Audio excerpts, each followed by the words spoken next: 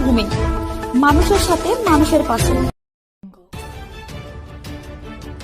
অবশেষে মধ্যরাত থেকে সাগর মেলায় শুরু হলো মকর সংক্রান্তির শাহী স্নান। ঘড়ির কাঁটা 12টা 13 মিনিট ছোঁয়ার পর থেকে সমুদ্রে ঢল নামলো পুণ্যার্থীদের। রাতেও সাগরতট পুণ্যার্থীদের ভিড়ে জমজমাট।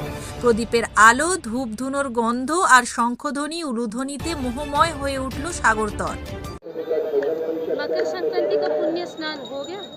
जी हो गया। और कपिल मुनि का दर्शन? नहीं, इसके बाद जाएंगे। इसके बाद जाएंगे। पूजा भी देंगे? जी। और पूरे एक साल बाद, साल भर में एक ही बार मकर संक्रांति का पुण्य स्नान, सारे देश का लोग इकट्ठा हुआ है। कैसे लग रहा है आपको? मुझे पता चला था कि बहुत भीड़ होती है, बहुत भगदड़ होती है, पर व्यवस्था देख के मुझे काफ़ी खुशी हुई। और मेरे ख्याल से अभी समय 9:30 वाला आया नहीं है, लेकिन अभी जो भी है काफ़ी अच्छा लग रहा है सबकी श्रद्धा देखकर।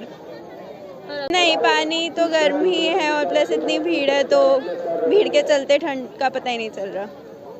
क्या नाम है आपका? इशिता। और कहाँ से आए हैं? मैं लखनऊ से। ভোর থেকে ঠান্ডার প্রকোপ কমলেও কুয়াশায় ছেয়ে গেছে গোটা গঙ্গাসাগর। কুয়াশার জেরে প্রশাসনের পক্ষ থেকে পুণ্যার্থীদের যাতায়াতের বাস বন্ধ করে দেওয়া হয়েছে। কুয়াশা কাটলে তবে পুনরায় পরিবহন ব্যবস্থা চালু হবে।